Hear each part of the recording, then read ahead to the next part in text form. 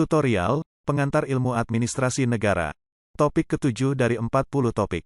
Pendekatan Administrasi Publik Modern, bagian ketiga. Disediakan di channel Global Tutorial. Pendekatan Pembuatan Keputusan. Berbeda dengan pandangan tradisional dan perilaku, pendekatan pembuatan keputusan, decision making approach, dalam administrasi publik memandang organisasi sebagai suatu unit yang penuh dengan situasi pembuatan keputusan, decisional, di mana administrator berfungsi sebagai pembuat keputusan. Sekalipun demikian, dalam kenyataannya pendekatan pembuatan keputusan juga meminjam banyak hal yang berasal dari pandangan-pandangan tradisional dan perilaku. Pendekatan pembuatan keputusan menggunakan metode ilmiah untuk menganalisis bagaimana keputusan itu diambil. Frederick Taylor, dalam awal tahun 1900-an, telah mencobanya dengan menggunakan teknik, matematik, dan institusi. Pada waktu sekarang, pendekatan pembuatan keputusan menggunakan metode ilmiah, kalkulus, dan statistik probabilitas dalam membuat sesuatu keputusan. Sumbangan pikiran Simon, 1982, pada pendekatan pembuatan keputusan sangat menentukan. Bagi Simon, proses pembuatan keputusan yang rasional adalah ideal, tetapi dalam kenyataannya organisasi dipengaruhi dengan faktor-faktor non-rasional. Oleh karena itu, harus diusahakan agar rasionalitas dalam pembuatan keputusan dapat makin besar sementara aspek non-rasional menjadi semakin kecil. Simon yakin bahwa objek pokok dari telah organisasi adalah keputusan. Pendekatan pembuatan keputusan dikritik karena sangat sulit untuk menentukan tujuan khusus sesuatu organisasi. Tidak semua organisasi menyatakan secara eksplisit tujuannya. Bahkan banyak energi dikeluarkan hanya untuk merumuskan tujuan organisasi, yang kadangkala dirumuskan secara rumit dan simpang siur. Bagi organisasi-organisasi bisnis, semua orang telah memahami bahwa tujuan mereka hanyalah mencari dan mendapatkan keuntungan keuangan. Tetapi bagi organisasi-organisasi pemerintah tidak mudah untuk menentukan tujuan mereka secara konkret. Tentu mereka akan mengatakan bahwa tujuan organisasi-organisasi mereka adalah untuk melayani kepentingan umum. Pada tataran yang lebih konkret, tentu tujuan dari Dinas Pekerjaan Umum berbeda dengan tujuan-tujuan dari Dinas Pendidikan, Dinas Pertanian, Dinas Perindustrian, Dinas Perdagangan, dan seterusnya. Ternyata tidak mudah untuk menentukan dengan tegas tujuan-tujuan dari dinas-dinas ini. Karena tindakan manusia dibatasi oleh jumlah informasi yang tersedia dan besarnya pengaruh sistem nilai, maka pembuatan keputusan senantiasa diwarnai oleh konflik, negosiasi, dan tawar-menawar dalam organisasi-organisasi yang bersangkutan. Sementara teknologi sendiri belum sepenuhnya mampu menyediakan semua informasi yang dibutuhkan kepada mereka yang terlibat dalam proses pembuatan keputusan, sehingga pembuat keputusan tidak sepenuhnya mampu meramalkan hasil atau dampak dari tindakan yang akan dibuat. Walaupun demikian, pendekatan decisional berguna untuk memahami administrasi publik. Mereka yang bergulat dalam pengembangan ilmu manajemen telah membuktikan manfaat penggunaan atau penerapan teori probabilitas, teori permainan, riset operasional, operation research, dan teori sibernetik dalam proses pembuatan keputusan. Pendekatan ini memandang pembuatan keputusan sebagai fungsi nyata dari administrasi. Keputusan atau desisi adalah metode rasional untuk memilih sesuatu tindakan berdasarkan alternatif-alternatif yang memungkinkan. Sebenarnya, tidak ada kesepakatan teori keputusan harus berkaitan dengan apa. Beberapa ahli teori keputusan memusatkan perhatiannya pada keputusan itu sendiri, yang lain lebih menekankan pada siapa yang membuat keputusan, sedang lainnya lagi menumpahkan perhatiannya pada proses pembuatan keputusan. Selanjutnya, sebagian orang mempelajari keputusan dalam pengertian rasional ekonomiknya, yang lain membahas kekuatan-kekuatan yang mempengaruhi pembuatan keputusan, sedang sisanya berkeinginan untuk melakukan evaluasi terhadap faktor-faktor yang mewarnai pembuatan keputusan. Pendekatan teori keputusan telah tumbuh dari wilayah ekonomi, dan secara jelas mendemonstrasikan dampak dari teori-teori ekonomi pada perkembangannya ketika pendekatan teori keputusan mempergunakan berbagai konsep ekonomi seperti penggunaan marginal dan perilaku ekonomi yang tidak pasti. Pendekatan matematik juga punya pengaruh di sini, dalam arti penggunaan model-model dalam pembuatan keputusan. Semula pendekatan teori keputusan semata-mata hendak melakukan evaluasi terhadap alternatif-alternatif dalam memilih seperangkat tindakan. Tetapi, pada akhirnya, ia mulai membahas semua aktivitas organisasi, melalui pendekatan pembuatan keputusan. Nampaknya, hal inilah yang memperluas cakupan pendekatan ini, yang sekarang melintasi totalitas organisasi. Adalah benar bahwa pembuatan keputusan adalah karakteristik administrasi, dan merupakan fungsi vital dari dan dalam setiap organisasi. Tetapi, sebenarnya tidaklah mudah untuk mencerna administrasi hanya sebagai pembuatan keputusan saja, tanpa implementasinya. Tidak seorang pun akan mengabaikan sumbangan teori keputusan terhadap pemikiran administrasi, tetapi ia secara sendirian tak akan dapat menjelaskan semua aspek administrasi. Para pendukung pendekatan pembuatan keputusan yakin bahwa tujuan dasar administrasi adalah mempermudah jalannya informasi, sehingga keputusan yang tepat dapat dibuat.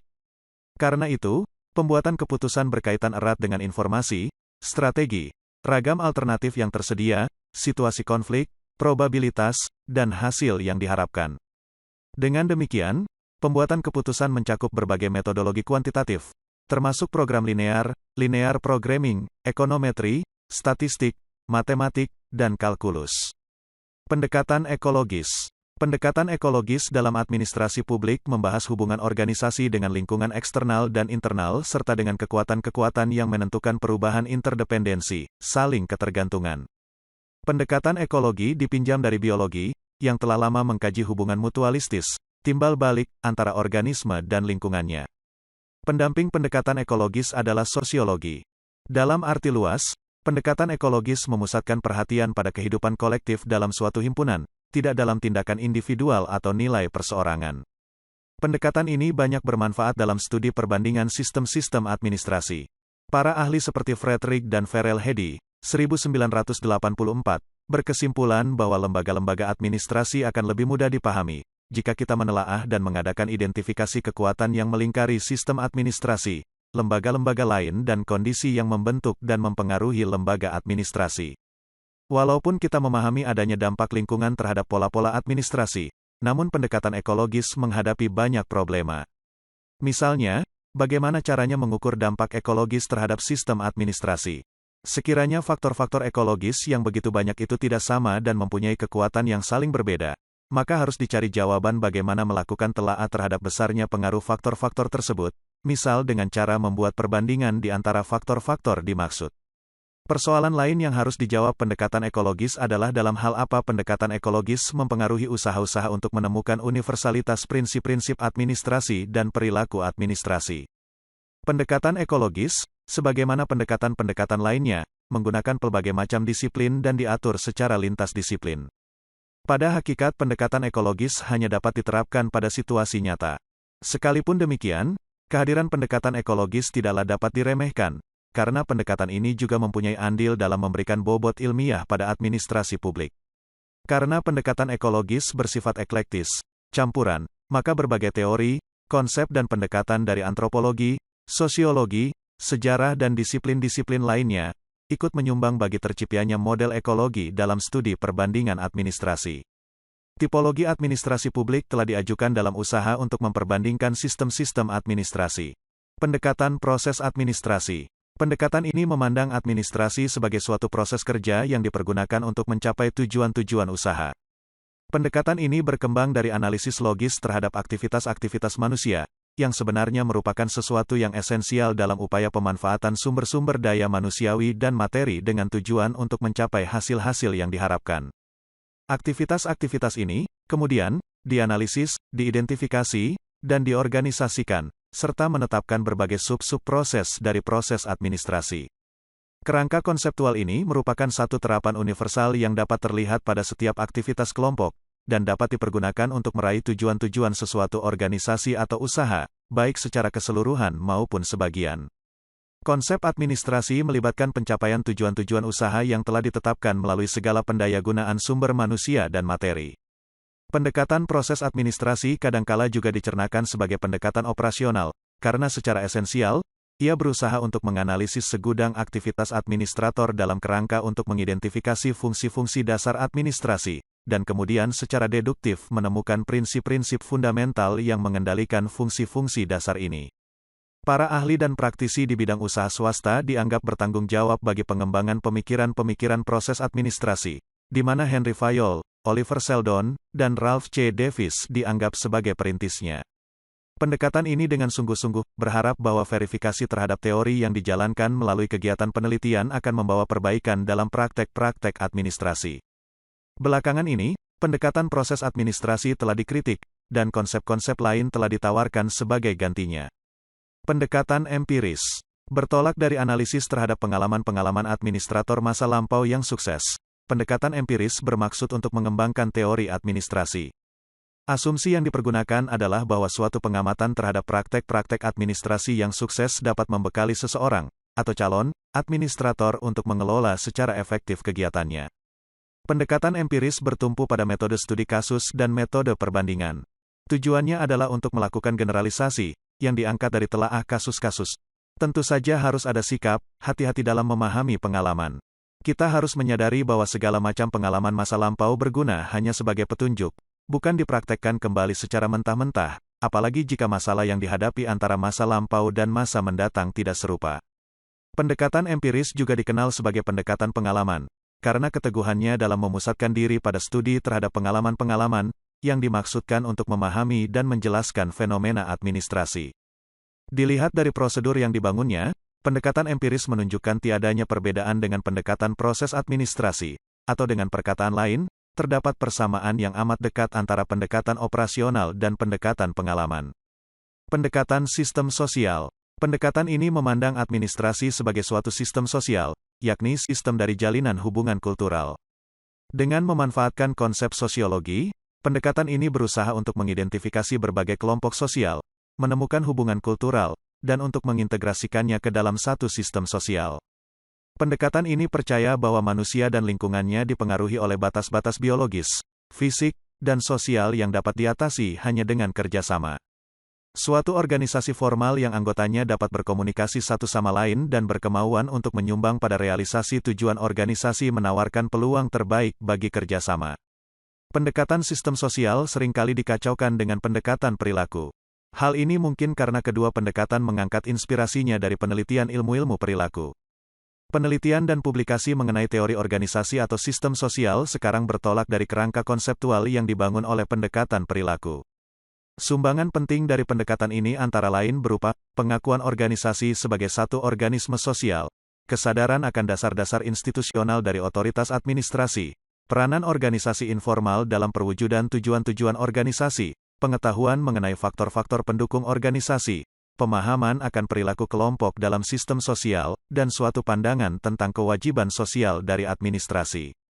Memang, penemuan-penemuan sosiologis telah memberikan sumbangan dalam usaha untuk menciptakan efektivitas administrasi, namun suatu kehilafan besar jika menganggap administrasi dan sosiologi sebagai sesuatu yang sama sekali sama. Pendekatan matematik. Pendekatan ini percaya bahwa administrasi adalah satu proses logis. Karena itu, dapat dinyatakan dalam terminologi simbol-simbol matematika. Keinginannya adalah agar fungsi administrasi dapat menetapkan proses dan model-model matematik yang dapat dipergunakan untuk meramalkan hasil.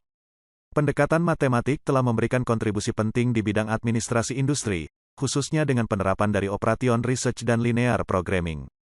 Manfaat-manfaat yang dapat dipetik dari pendekatan matematik antara lain, tuntutannya akan berpikir teratur, tuntutannya akan penentuan masalah secara tepat, desakannya akan penggunaan sistematik dari metodologi logis, perhatiannya akan keterukuran hasil, kemampuannya untuk menangani masalah yang kompleks secara mudah, dan keberhasilannya untuk mengurangi elemen subjektif dalam administrasi.